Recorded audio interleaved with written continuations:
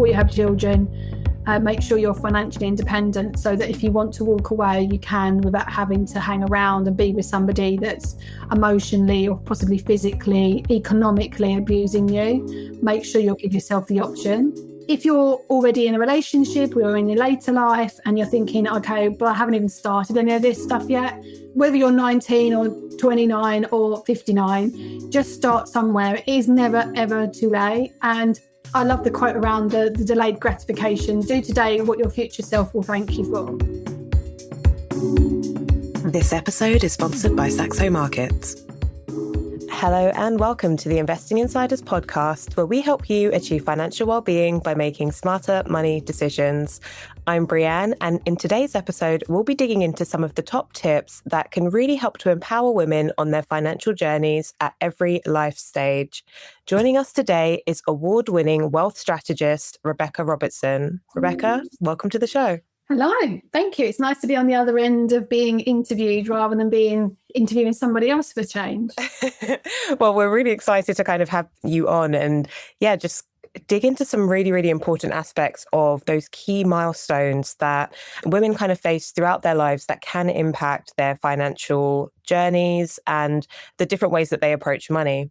So I suppose kind of kicking things off, it would be great to kind of dig into some of those big financial challenges that a lot of women do face. Maybe looking at things like entering the workforce, negotiating pay, starting a family, and then I suppose a little bit later down the line, looking at caring responsibilities and things like that.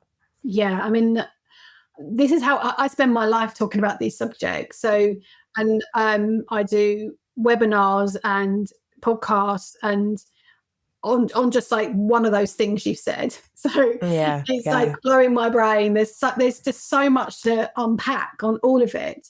And it depends on who's listening as to where it's relevant. But for me, a lot of it starts even before the workplace, because it's, now there's a real issue obviously around boys and how well they're doing in school. Girls are doing much better in schools now. They're getting higher A-level results, etc.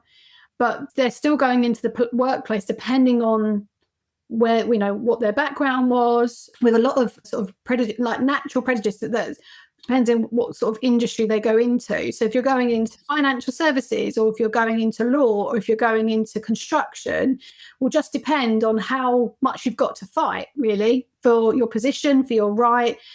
I've always felt personally that I had to work 10 times harder to achieve probably the more or the same as my peers. So I think I'm not saying we all have struggles, right? We all have our different layers to this, but I can only talk from experience and what I hear from clients that I've spoken to, and that's hundreds and hundreds, if not thousands of people over the last 26 years. But if you then move that into the career progression, obviously the biggest milestone is then having children. And if you have gone to university, that the student loan that you may have had, if you had family that was paid for it, that's a massive advantage. You effectively are paying more because of the interest when you then go into having a student loan and then paying that back. So as soon as you have children and you then still have that student loan, if you take maternity leave, that sort of loan pauses. However, you're still getting charged interest. So we're at a disadvantage in quite a big way. Well, what if that person doesn't end up wanting to go back to work? And the government have put a few things in place to encourage more women back to work. Obviously, I think it was 2014, they changed more of the parental and the maternity rights so that men could be more involved. And I do see that coming through for clients. I think one of the biggest impacts the Labour government have done is regard to childcare. So from 9 months, you can have free childcare, but as long as you don't earn over 100,000. Now, if you're in London in the southeast and you've worked, got a university degree, you've then worked up the career ladder, as much as it might seem a shame to say, actually 100,000 in the southeast, by the time you pay the massive mortgage, you don't even want to look at how much childcare is. It's as big as the mortgage. That getting that 100 grand a year is really important. So I'm seeing a lot of clients come to me saying, how can I reduce my tax because I need the free childcare. I can't afford it.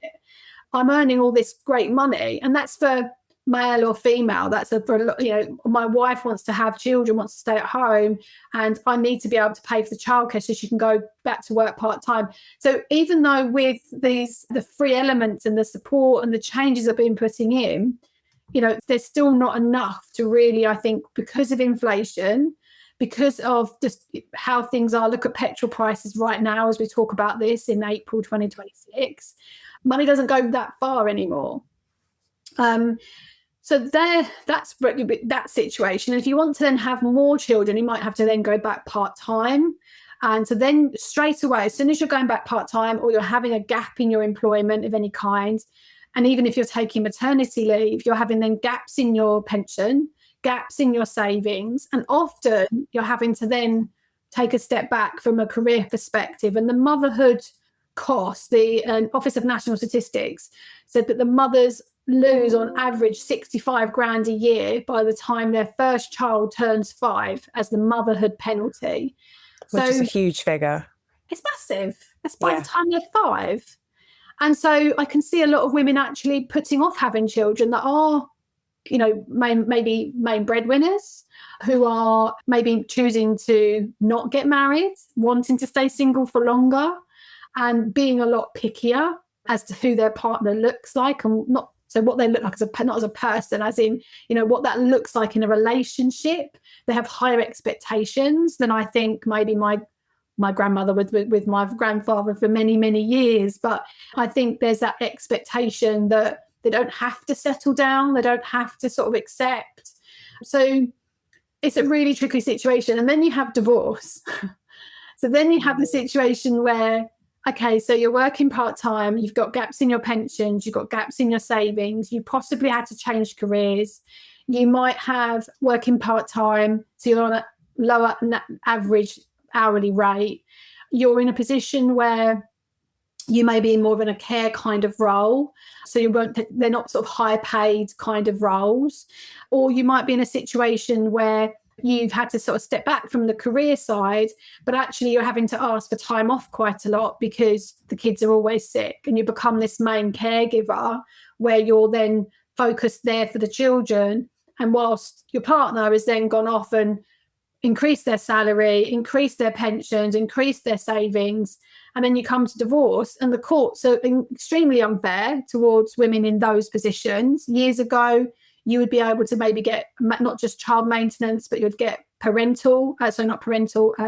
like spousal maintenance.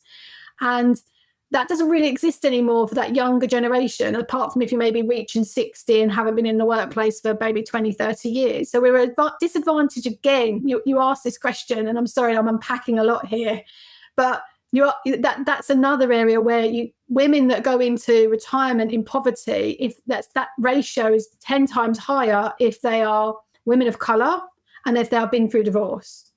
So women are getting battered from every single angle. And then you start to look at the menopause. And I've been through the menopause. I am perimenopausal. No, I'm not knitting. I do wear a cardigan today. But it doesn't mean we become old, shriveled old ladies. And I almost considered stopping my business. I almost considered shutting down. And the statistics are approximately 1 in 10. So that's 10% of working women who experience menopause symptoms have left their jobs. That's like 30 to 90,000 women estimated in the UK alone to have left their jobs.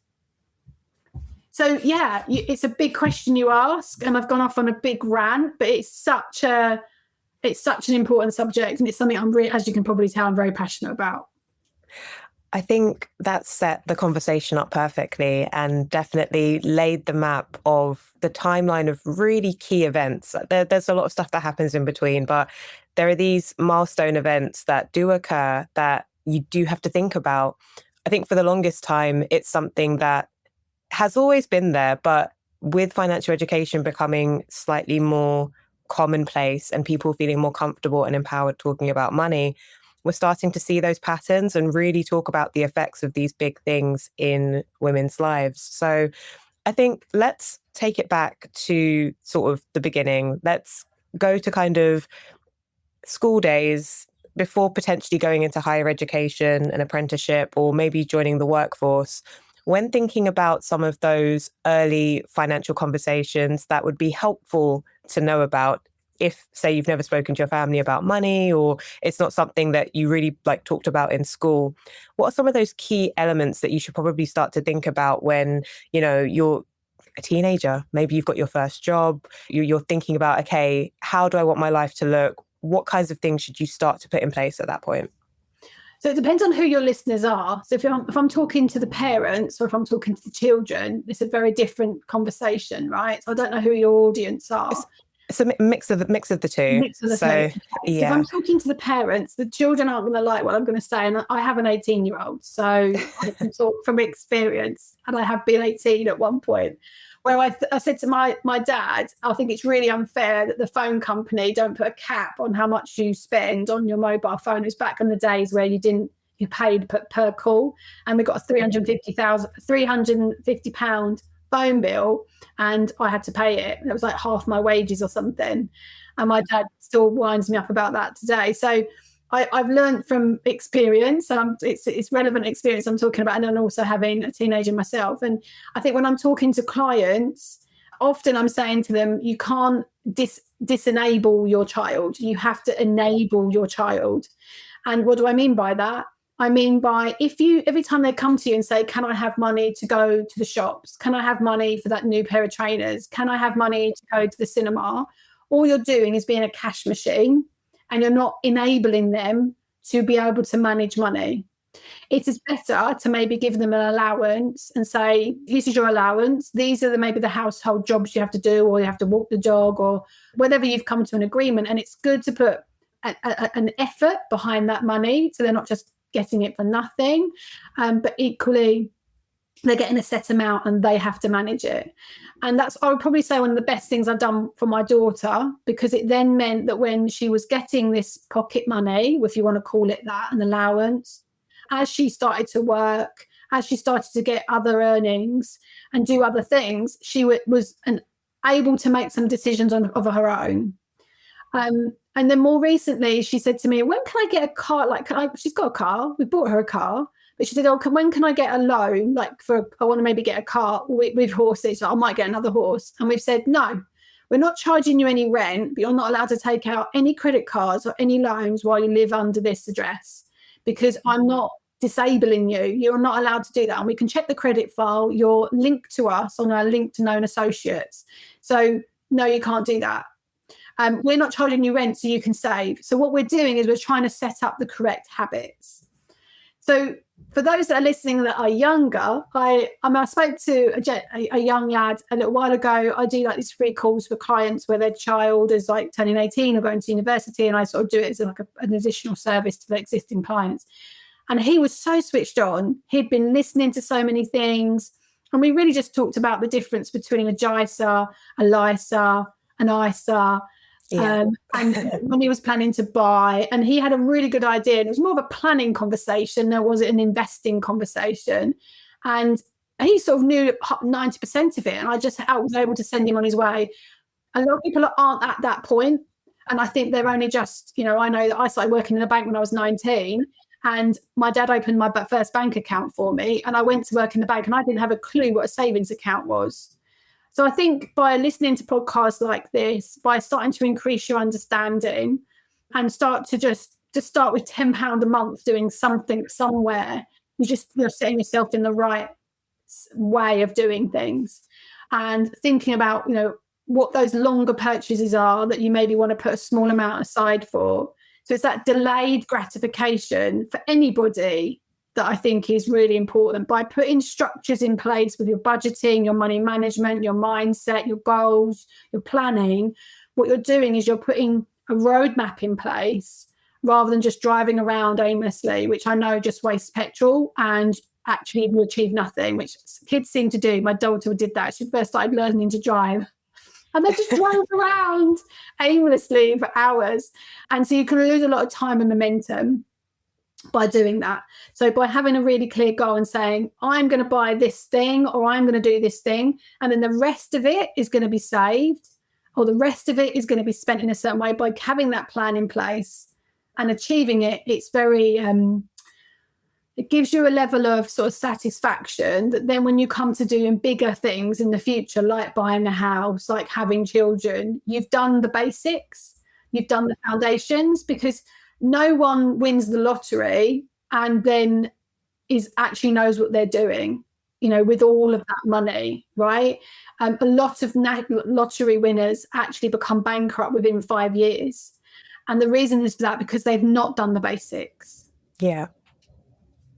I feel like that sets things up quite well in creating that framework, because as you say, getting those financial habits in place is so important, because it doesn't matter how much income you generate or the amount of money that comes in. If you don't know how to manage it, it can go anywhere, or, get wasted, or, in another extreme aspect, it could just get hoarded and you don't really know what to do with it. So finding that balance, attributing value to money, I think is so important, particularly in today's age where there's been a huge shift away from physical cash. So the idea of having something tangible that you hold, everything's quite digital. It's like a tap here, a swipe there.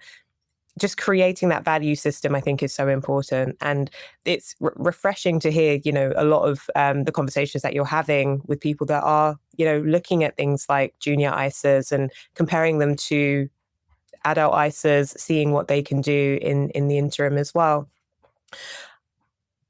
Do you get any clients that come and ask for advice or information about the child trust funds and what to do with, that lump sum that they might get, and how to sort of push it forward?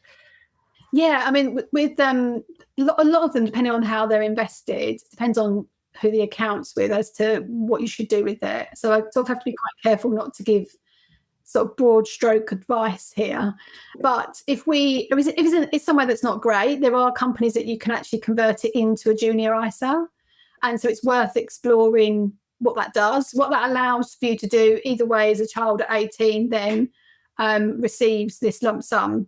The problem is with some clients, though, it's fine if there's only like a few £1,000s, or we're talking lower figures. But if we have clients that are maximising the junior ISAs and putting, just over £9,000 a year into them, they don't really want that 18-year-old walking away with £50,000-£60,000. So it is, and also then you want to make sure that they understand what they're inheriting and actually the way that it's invested. So the way I work with clients in that example is I say, well, see me as a bit of a gatekeeper, because they need to come and talk to me before. Yes, the money's theirs, and unfortunately I can't stop them from cashing it in. But the way that we can set it up is through a platform that means they sort of I'm a bit of a gatekeeper in terms of, let's have a conversation about it. So for larger amounts becomes that like a little bit more of a pressure as to what to do with it and how much you're adding there for each year. And it depends on what it's for. Again, it's about the goal. So if it's to pay for university or pay for a car, then it's often just, if it's a car, if it's in lower amounts, and it's just cashed in and it's all used. If it's for university, then they might leave it as an ISA and then drip feed quarterly or termly and take fees out as they go, or monthly for accommodation, etc. So in terms of like that right back at the beginning, it really does depend on what they're getting and how much is in there and how it's been invested. But in terms of broad strokes, you obviously want it to be in a cost-effective environment that's not expensive, so low fees as you possibly can. And obviously in the best way in terms of it's invested, so diversified as possible, and it's not, sort of heavy in one particular market or one particular area. I wouldn't be letting it sitting in cash. I imagine most of those. I don't know how many more years we have left. I don't think it's many more now. So I think they're all. I don't think so. Coming up to maturity now. Anyway, so I think they are. Yeah. I haven't had a few. Had a few last year, but not many.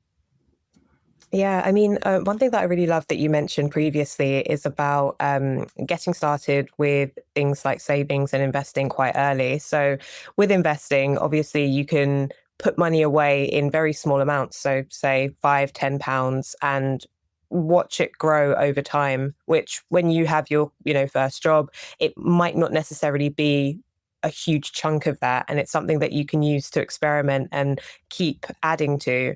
How early do you think is too early to maybe start looking at things like investing? Or is that something that you think, you can get started with whenever? No, I think you can get started whenever, but I think by 18. So what I've done with my daughter is she's not one to engage with this stuff, because it's just it's like what mum does. It's boring. It's not fun. It's a bit boring. So there are obviously children like the client I described who was very much into it. He'd go and spend time listening to a podcast. She won't. So when she's got her account, I've started to add £10 to it. And her birthday was actually only the beginning of this month. So my plan is next month is that I'm going to sit down with her and explain how it's been invested. Now, she's a benefit that her mum's done the investment strategy. And I'm very good at explaining things. So I'm just going to start enabling her. So it's her money now, it's in her account, and I'm adding £10 a month to it so she can see that I'm invested in it. And then I'm going to spend the time to show her what it's doing. That's my approach in my context of my children. For a lot of people that don't have my background and my knowledge, I think if you're not doing it, how can you expect your kids to do it? In all honesty, if you can't explain it within sort of 2-3 minutes, because that's their attention span. Usually if you're talking YouTube, TikTok, whatever, we're talking 30 seconds. So you've got 2 minutes is your max, 2-3 minutes max. And you've got to know, it's like a bit of a sales job. You've got to tell them what's in it for them. So like I was talking to my dog walker the other day, and she's love her to bits. But she bought a brand new Range Rover, and it's like sitting on her drive because she's a dog walker and it costs too much and she won't put the dogs in it. It costs too much to drive because the petrol costs too much. And she's talking about buying a house, and that would be deducted from her outgoings and all the rest of it. So, and I was explaining to her, I said, but if you took some of that money that you've been paying on, and I explained compound interest, and I physically showed her the difference. I physically showed her what that looked like, just using a basic compound interest calculator that anyone can Google and find on the internet. And she's like, oh, I didn't know that. I said, but if your parents aren't showing you this, then you won't know any different. And we're all invested. As soon as we start working, people are invested without knowing, which is their pension. Just because it's in a tax wrapper called a pension doesn't mean you're not investing. You are. You still get a choice of how that money is invested. You might have a limited choice because it depends on the scheme, but we still have a choice. Obviously, auto-enrollment is changing. It was 21, it's now 18. And a lot of people describe the money going out of their bank account as like a debt, like they're paying this money out that they wasn't expecting. Who's taking this money from me? How dare they? But what they're not seeing is the employer contribution that actually is on top of their salary, that they're able to see that money invested. And so I think for me, it comes back to employers. I think employers have got a responsibility internally to educate people, because they're the ones, if their parents aren't speaking to them and their parents aren't having that conversation like I've described, then it's actually the employers who have, I feel, a degree of responsibility. But a lot of HR directors and HR managers, although they might understand pensions from a minimum lawyer perspective, that not all companies and senior management actually even understand what their pensions are and what it's going to do for them. So again, how can you show that, a bit like the parent example? How can you explain it and share it? Some firms have free sort of financial coaching where you can go and speak to the financial advisor. But then at the end of the day, if you don't make it a cultural change and a natural change, and it's an option there if you want it, people only do that if they really need to. Like, I'm retiring next month, what do I do? Not when they're 18 or 21. I think thinking about the fact that a lot of us are investors already, even though something is in something called a pension, is such a key point to remember, because that money is put somewhere and it's, in the stock markets and going up or down. And at some point we'll see, how it works out for us. And I think there's a lot of value in employers, pension companies stepping up and illustrating it better, as you say. So making it very clear that this is where your money's going, this is what we're doing with it, and these are what your projections look like. It does feel like there's a lot of responsibility on the employee to know this off the bat. But as we've been talking about, if you don't know these things already, you wouldn't know what to look for. You wouldn't know, oh, let me take a look at a pensions calculator, or let me think about what life I'd like in retirement. It just feels like this far off thing that you're not very connected with, but money is going to, and you don't really know why. 100%. My husband, who's like an IT director at a law firm, very senior, very intelligent, very smart. He didn't ask about, when he was doing his package, what his pension contributions were. He didn't say, he just said, oh, I've got this old pension in my old place. What am I doing with this? And he just left it on the side, like it's miraculously going to get fixed because he's mentioned it and left it on the side. And I don't know. I've had all this pension paperwork come through the post. What's all these letters? And that was from Scottish Widows. And what's all this from Scottish Widows? And I'm opening all the envelopes, and it's all about that ownership. Now he doesn't realise obviously how lucky he is with his wife doing the job that he does. And I will try and remind him regularly as I can. But if you haven't got that person to lean on, that person to go to, that friend or a mum or dad or whoever, it just gets put in the drawer. I did the same thing. I worked in a bank from when I was 19. I didn't become a financial advisor or run my own financial services firm for about another 10 or 12 years later. And it was only when I started to move out of the corporate kind of mortgage kind of company roles or banking roles. I was about 28 and I had a Zurich pension with Alliance and Leicester, because the name was taken out by Santander, so they don't exist anymore. And that was sitting there for 10 years that I didn't touch it. I'm 46 now, so I get it. It's just not talked about. And what I'm seeing more of, though, is that the younger generation are talking about it more. Women are talking about it more. But I feel that my only concern is a lot of the online information is not advice, and it's not financial planning advice. And so what's right for one person isn't necessarily right for the next person. So I would like to see more financial advisors giving financial planning advice and one-off pieces of advice to enable more people, so that they don't have to have £250,000 to invest, and actually more people could get more regulated advice, so that they're asking some of these questions. Because a lot of women ask a lot of different kind of questions. Men are very much like, what's the fees? What's the return? They're looking for analytical data. And it's not that women don't want that, they do, but they're also asking a million other questions with context around, well, what if I do have a baby, and what if this happens? And we were thinking about, do I overpay on my mortgage, and should I do it this way? And what happens if this? And I might have some inheritance, and I've got this pay rise coming. And all of that creates even more procrastination, and then no one makes decisions. It does feel like there's all of this information that you have to figure out and know to action anything. And it kind of contributes to that sense of analysis paralysis, where it's like, oh my gosh, I've got all these things to try and understand and unpick and plan out. And you're right, it can make you freeze a little bit. It's like, I don't know what to do, so I'm just going to keep doing what I'm doing and hope it all works out. So I think thinking about pensions and thinking about, early careers and things like that too, one of the things that tends to come up is the concept, as we've been discussing, of what is this whole pension thing? Why should I bother? It feels so far away. And some people potentially opting out. Is that ever a good idea? No. No, never. I mean, unless, you've already got, bank of mum and dad that's old money sitting in some trust somewhere, and you're like, oh, don't need it, darling, it's all good. Then, but even then, you're losing out on tax. So by investing, by not going in at source, the money's going into your bank. And I think a lot of people, I did a post on Facebook a while back, and I said, why aren't people looking at their pensions or topping up their pensions or what? And it was very much, I think since COVID especially, that living for today feeling. Like it was more important to, have that holiday or buy that new car than it was to even think about that far away.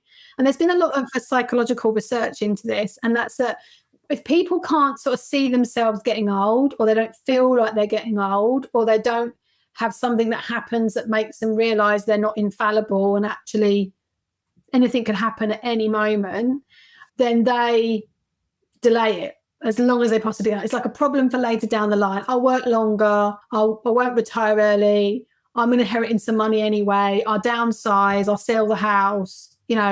I'll go and move to a shed. Whatever excuse they can come up with.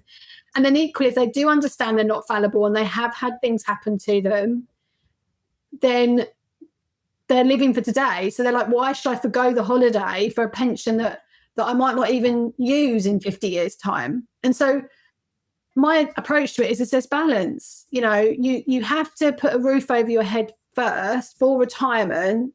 You have to make sure that you have some sort of income to live off of in retirement where you don't have to work.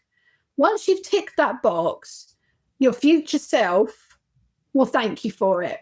Have a degree of, have the bumpers in place, have the plan, have a degree of delayed gratification, because when your then earnings are increasing and you know you've got your plan sorted, you know what bigger house you can buy, you know what car you can afford, you know what holiday you can go on. And actually, when clients have done it, it's not only given them peace of mind, it's not only allowed them to understand their roadmap and then go, I'm better off than I thought. They spent 5 years worrying about the fact they're going to retire in poverty, or people working when they don't have to. They could have retired 4 years ago and they haven't.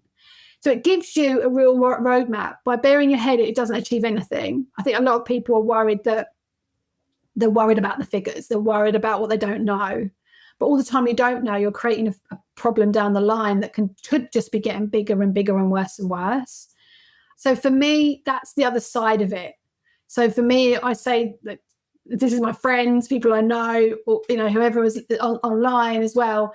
It's why not just do the small things now? Like if actually it turns out that you don't go out on that particular night out, or you don't get the 40 grand car, you get the 20 grand car, or you don't have the 3 holidays, you have 2 holidays.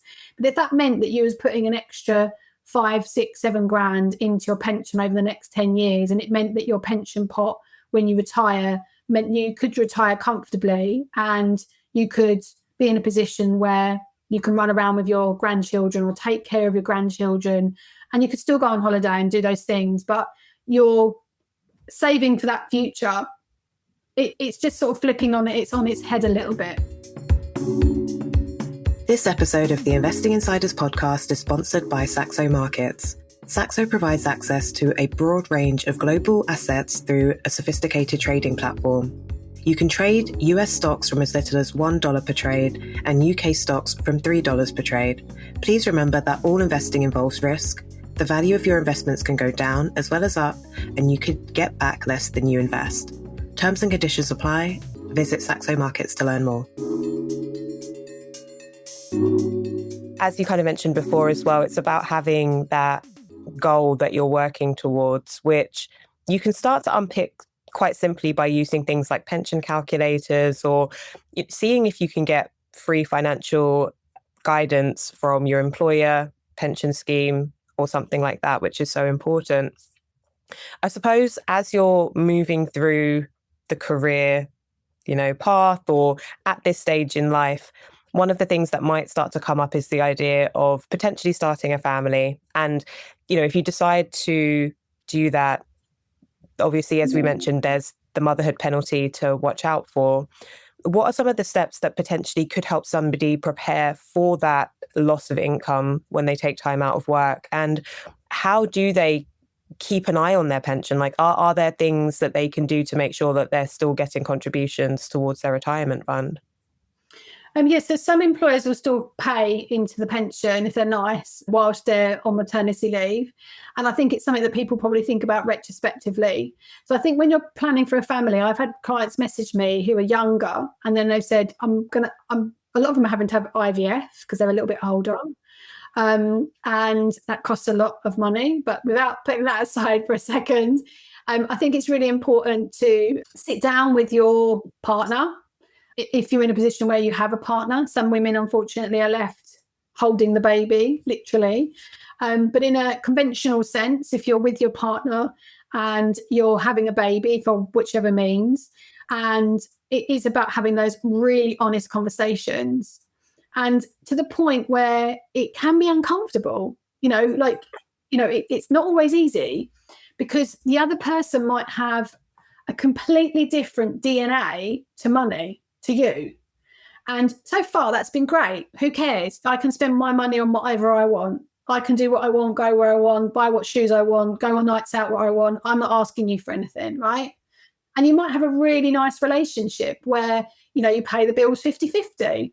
And you might be in a situation where they lend you money because you're not getting paid until Friday and everything's good. Like, there's no money problems here. What's the conversation? You are just about to literally put those two DNA makeups into a little baby. And at the same time, you're literally colliding your money DNA together at the same time, which means that it's not going to be necessarily plain sailing when one person's no longer earning and they've got bills to pay and they're asking their partner for money. Or one person is working harder because they're worried about the financial security, and their partner is at home online spending more money and they're going out to work hard, and the other person's not contributing, inverted commas, and being a mother is one of the hardest jobs I've ever done and should be paid tenfold. So I'm not using language that, I'm just saying what some people's perception could be. So it really does depend on the partner that you're choosing to be with. So you have to have those frank conversations. You might have a large lump sum in the bank from selling a property or for an inheritance. I think I'll rely on that. But if you're that little bit older and you have spent money on IVF, or you haven't got a big pension, should you be spending that money in that way? I just spoke to a client this morning who unfortunately inherited a property. She's now living there mortgage free. She's got a few £100,000 in the bank, but she's she's late 50s. She's got 20 grand of pensions. And actually, if she carries on spending the rate that she is, the money will run out within the next 10 years and she'll only be living off her state pension. And so the same kind of psychology can apply back at that point. So it's important to have a conversation with your partner, really honest, and have, even if it's once a month or once a week, I call them date nights, date money nights. You can make them exciting, not necessarily with a glass of wine, but you can sort of treat yourself and say, well, after this conversation, we're going to have a favourite takeaway and watch our favourite film. You can make fun of, there's fun things you can do with it. But, it doesn't necessarily mean sitting there with a spreadsheet if one of you is more of a spreadsheet person, but it is about listening to each other, because our money DNA will land very differently. Our upbringings, how we treated money, what kind of way we inherited money from our parents, were you sort of spoiled, or were you not, and you got a present once a year at your Christmas and your birthday kind of thing, and you never got anything else. All of that creates a makeup that you've got to try and navigate. So it's a real critical part in a relationship, more so I think than a wedding, more so than I think than who's going to pay for the meal out at your first date, because that's all nice, new, fresh, shiny stuff. Once the baby's keeping you awake at night, lack of sleep, harder work, and you're only down to possibly one income, that's when the real work in a relationship starts. So understanding each other's position in the first place, I don't think enough couples have that conversation. So with that, having a backup plan. Okay, so do we need savings? How much savings do we need? Am I going to go back to work? If I am going to go back to work, what are my options? What are the hours? What would that look like? If that's an option for work, should I be asking them now when I tell them that I'm pregnant? But then sometimes you don't want to put your head above the parapet, because they're going to pick you first because you've mentioned whatever. But that doesn't mean to say that you don't sort of have a formulate financially what the figures might look like with you and your partner, so that when you do go back, you can say, well, I can afford to do this much, and you know what your options are. So it might be that you end up doing a job share, or you don't go down to 3 days a week. But it might be that for you, you don't want to go back to work. Actually, you do want to stay at home full time with the children. And so it's then having that conversation with your partner and saying, that's what I'd like to do. But for me, that meant that my husband, I was earning as much as him, if not more. And then his career took off and I was left at home, recession hit, I was made redundant, and I was then having to go to him for money. And it just wasn't me. It wasn't who I wanted to be. So for me, starting a business was not the answer, an immediate one. It took about 5 years, if I'm honest, before. But now it's given me a good income, flexibility with the children. I can do school runs, pickups, all the rest of it in between. And I'm my own boss. I've got no one telling me what to do. But that's because I'm in a regulated professional career. I recognise I think financial advisors or financial planners, if you can run your own business and you've got your own client base, is one of the best careers you can have as a working woman. So, but the things that you can even say to your partner, for example, just taking it back a step about not just having the savings and the backup, is you can also say, okay, well, my pension is not going to have the same level of contributions. My income's not going to be the same going forward. Can we agree a proportion of my income, your income, now joint income, because that's basically what it comes down to, that joint income is going to be, I can put a small amount into my pension. And you shouldn't then forget about those previous old workplace pensions. And you can put in a maximum of 3,600 gross. So actual physically, you put in 2,880 and it gets grossed up to 3,600, which is basically tax-free if it's like free money. If you say to your partner, right, well, I need that 2,880, which as a monthly amount is only, well, it's actually quite a lot, it's £240. But if you think about your salary, the way I liken it, let's say you was on 45 grand a year and you're having 8% of your income from your employer and you going in to that pension, that's 3,600. So if you, with you and your partner, if you can find that means actually you won't have a gap in your pension. And I think having that sort of teamwork approach to it, so thinking about this as we're a unit and we're going to kind of share these contributions together to make sure that there aren't any gaps, to make sure that things are bridged over, is so key. One thing that it will be really interesting to dig into, and I know you're within a regulated financial field, but as a self-employed person, they tend to be under-pensioned or tend to save less, generally speaking, compared to people that are auto-enrolled. So how did you find that process of having to take control of your pension and making sure that you stayed on the right track with your contributions and everything? Well, what I notice myself and with a lot of my clients are self-employed or business owners, is you spend the first anything from 2 to 4 years absolutely skint. You are robbing Peter to pay Paul, and you are dragging your bottom over the line a lot of the time for like 90% of businesses. If you're not in that position, then that's amazing. It's not easy at first. And then you add children, then you add, school plays, summer fates, illness, and everything else on top, and all the other plates that women have to juggle. And men, I know there are a lot of dads that do step in. For me, at that initial time, my husband was in London. It wasn't COVID. We're talking 18 years ago. Law firms or banking, and you weren't allowed to work from home. He was out of the house at 7 a.m. till 7 p.m. It's a lot easier now because he's not in the office every single day. So there's a little bit more equality now than there were 18 years ago. And it's not to say he done anything wrong or anything wrong with that. I don't mean anything against him with that. I talk quite openly with this kind of thing with him. What was we going? Sorry, I've completely gone off on a track, on tangent. You can leave this in because that's the perimenopause brain, right? That's just me having a funny, foggy moment where I just gone off on a tangent. And I'm also neurodivergent.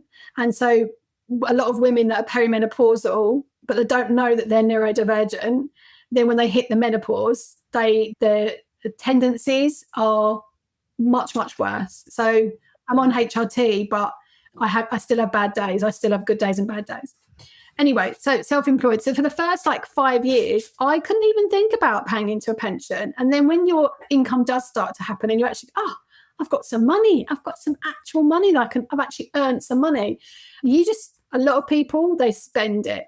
So they go and buy the shoes that they've wanted, or they go and get that garden furniture that they've, hated, that the stuff they've been sitting on forever, or they go and book that holiday because that's what happens. And I've known people to do that at different degrees. I'm talking some business owners spending hundreds of thousands of pounds for a number of years.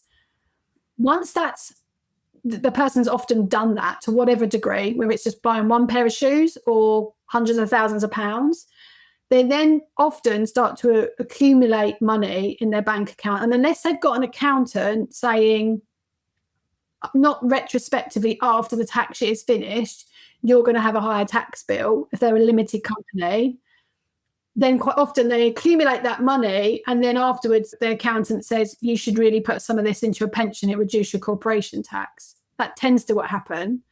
If they're self-employed, they're not having those necessarily as in-depth conversations with accountants. They're just doing a tax return retrospectively.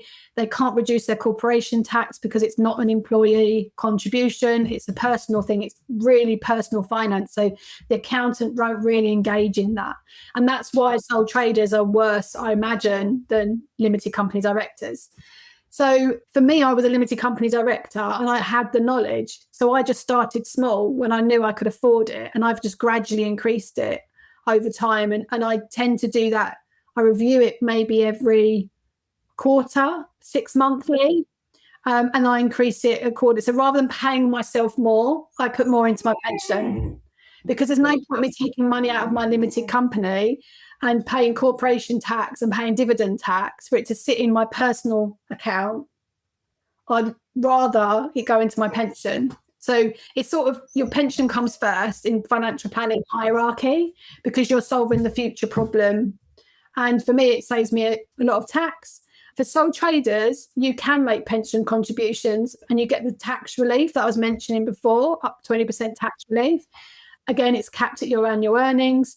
But for a lot of people, because they're not having these conversations, or speaking to their accountant retrospectively, giving them advice around corporation tax because it's not relevant, then that's why they're not starting. And so they just end up carry on spending because no one's put a limit or a cap on it. And it's maybe only until they're in their mid-50s that they start to realise they don't really want to be working forever. Of course. One thing that you said that's really interesting is that pensions come first in the financial planning hierarchy. So for somebody who is, potentially weighing up other priorities at the moment, say saving for their first property, trying to get on the housing ladder, how do you kind of balance those two things? Should you always put the pension first, or is there a point where getting onto the property ladder might take priority and then you go back to, putting all your money into your pension? I mean, obviously 20 grand a year now, in 45 years time, 50 years time, won't be 20 grand a year. So you've got two options. You either buy the bigger house, buy the bigger car, or even your first small house or first flat, whatever. But what you're doing is you're pushing the problem later down the line. And the compound effect of, say, £50, £100 a month at, I think, 21 will mean that you'll have at 60, 65, hundreds and hundreds of thousands of pounds. It'll be more than 20 grand a year. You'll be more than covered because of that long-term compound effect. So if it means that you've got to pay £100 a month more into a pension now, and that you have to delay buying a house by 6 months, 4 months, what's more important? Now, from somebody who's in their 40s and speaks to clients in their 50s and 60s and 70s, I would tell you to do the 100 grand a month. Your future self will thank you for it. The house can wait a few months. Now, I'm not saying don't buy the house, don't get on the property ladder. Having a roof over your head, I think, mortgage free when you're retired, again, is a financial planning 101. It's like the foundation, because if you've got £1 million pension but you've still got 2 or 3 grand to pay on your rent, that doesn't really make sense, and it doesn't build your stability. You don't want at 75 the landlord knocking on the door going, off you pop. Now, there are changes in renting coming into play now, as of the end of, I believe, May, and so tenancy rights are getting really, really strict. So could that change in the future by the time some people are coming to retire? Possibly. But at the end of the day, you don't have complete control over that asset. Absolutely. And I guess sort of moving through the timeline, looking at something which is, quite big, no one really plans for it, but divorce and pensions and finances. It's a tricky topic, but oftentimes people don't know that they can put something like a pension into the negotiation terms of separating in that way. How can people kind of start bridging that conversation and making sure that they, get what they should in those cases and make sure that their pensions are shored up for the future? The biggest problem there is keeping a roof over your head. It comes back to that. So using the scenario that we've used so far, and these are broad brush assumptions, you've got maybe a female working part-time, no longer in corporate, now working as a part-time teaching assistant to work around the children, earning, maybe 12, 13 grand a year. They're in a 3-bedroomed, semi-detached house with a garden worth maybe 500,000, still got a 200,000 or 300,000 pound mortgage on the property. She can't get a mortgage. And for her to go and get a full-time job with the way that things are at this time is very difficult. National average wage is around 40, 45 grand a year. Yes, that will mean that she could pay, could probably get about a 200 grand mortgage, but what happens to the kids? And so who's going to look after the children? Who's going to be able to pick them up from school? So then you end up using breakfast clubs, after clubs. That's going to cost more money. If you're in London having to get back, you're not going to be back picking the kids up. 5 o'clock's the latest, usually, most after school clubs. So you're in a real pickle that if you haven't got family around you, a lot of women are stuck. So for me, I didn't have anyone to be able to do that. I had to actually pay for a nanny and be massively out of pocket when I had my second child.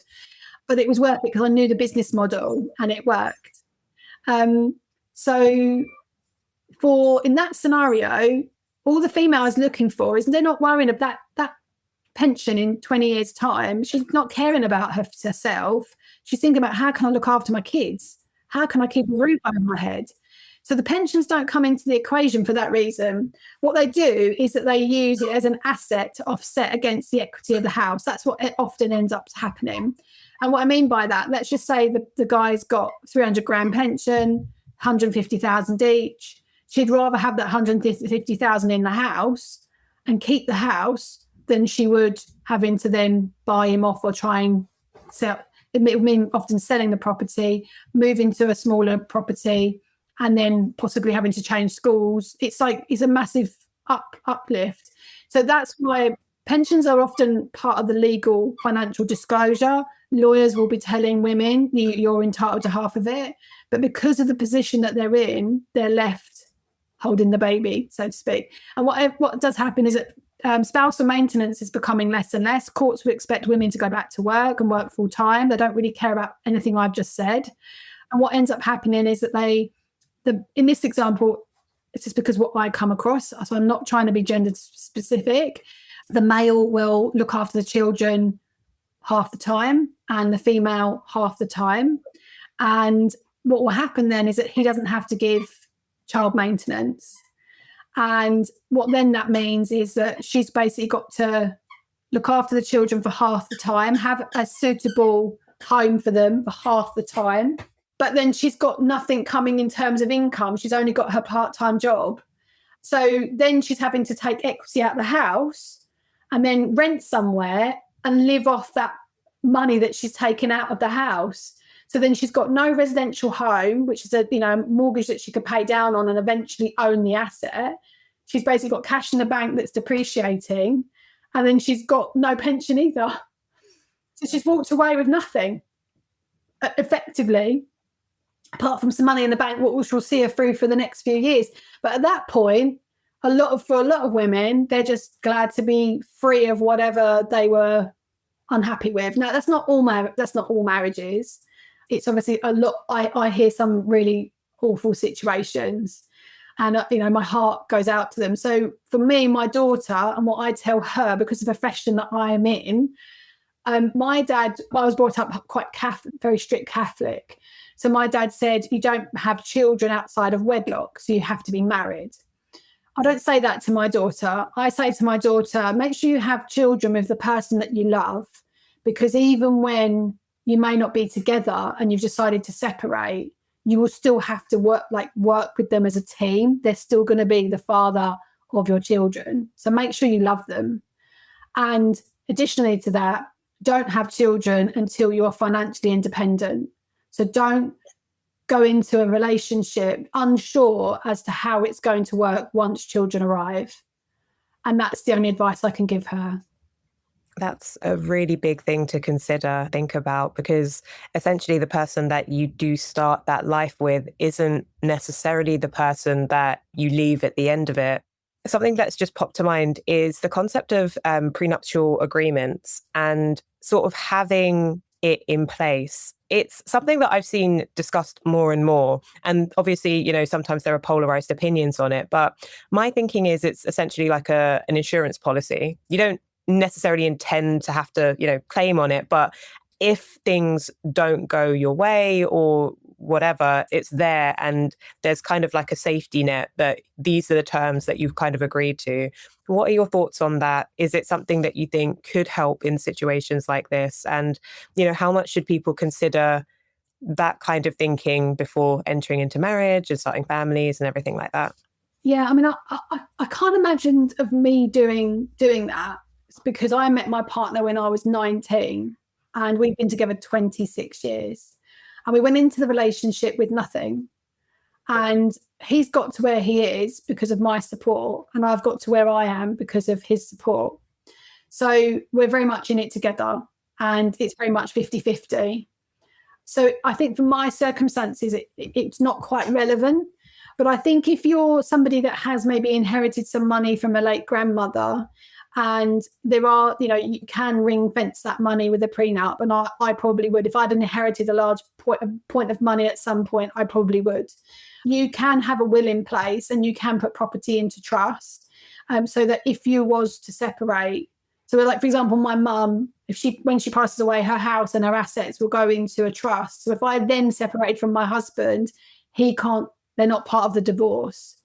So I believe in sort of ring fencing certain money in relationships. But I think for a lot of average people that aren't necessarily in a sort of that wealth kind of estate kind of category or are slightly younger, I think that's why the conversations around the what ifs are really important. And you understand the person to that degree. Like, for example, my husband, I know if anything happened in our relationship, he'd just go and like rent somewhere, like a flat somewhere, and he wouldn't be in the house trying to ride it out until the divorce, which would take 2 years, which a lot of people do.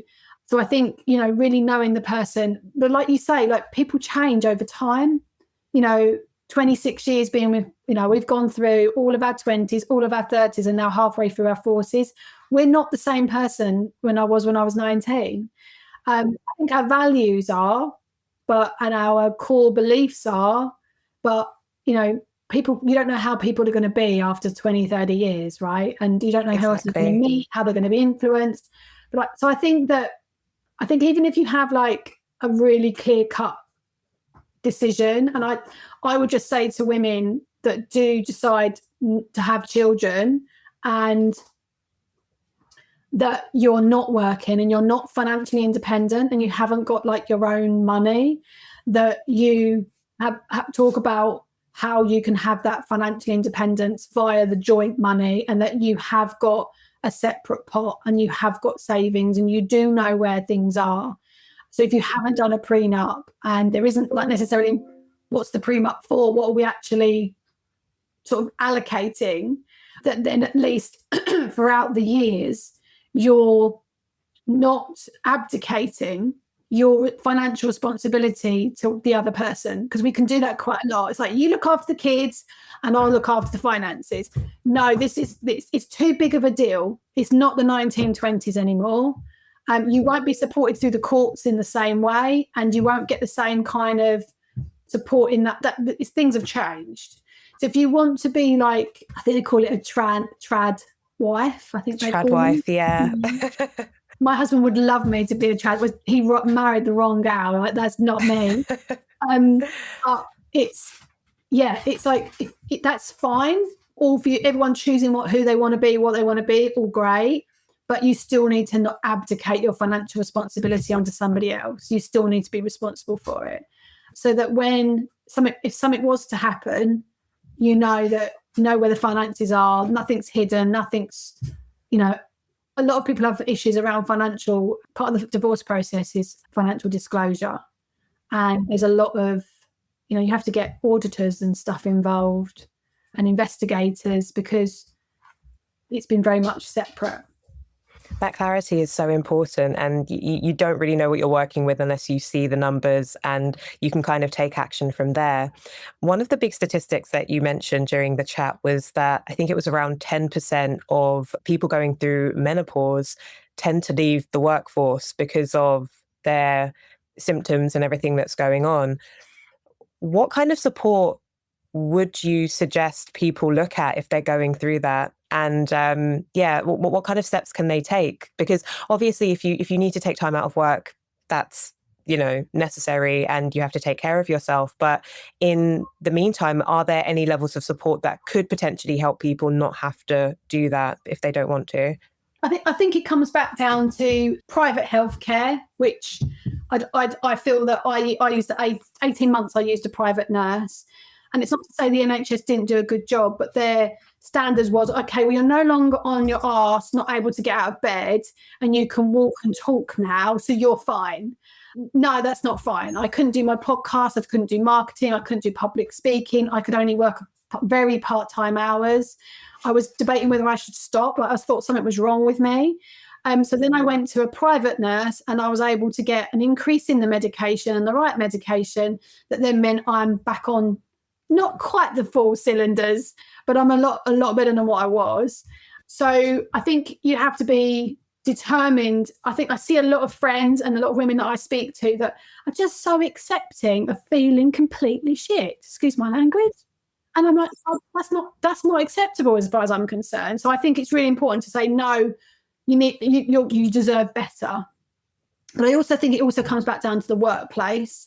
And if they're seeing their staff struggle, actually point them in the right direction. It's not just about doing some yoga and doing some meditation. Like, it can seriously affect people medically to not just having a bad day and they're a bit tearful and, she's a bit ragey day today and going to shout at people. It's not just about that. There's much, much more to it. There's much more mental health to it than that.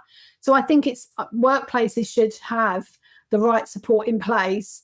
And I don't just mean coffee morning so everyone can moan about it. I mean actual real stuff that people can get medication if that's what they need, or speak to specialists about what the alternatives in terms of supplements or in terms of. So for me, it was like I almost had to be my own HR department, and I had to look and go, right, you're not working 5 days, you're only working 3 days. The other 2 days are admin only, and you're just doing a few hours. The 4 days, you're only doing four calls a day. You cannot do 5 or 6 calls back to back on Zoom all day for 5 days a week anymore. Not happening. And that's how I got through it. And but I have actually kept more or less to that. And actually, I feel a lot better for it because although I'm under control, I've also sort of this. It really makes you gets you to have a look at what you want, because you stop caring so much about what the social expectations are, family expectations are, and it's a real actually an opportunity to consider who you want to be in this next phase of life.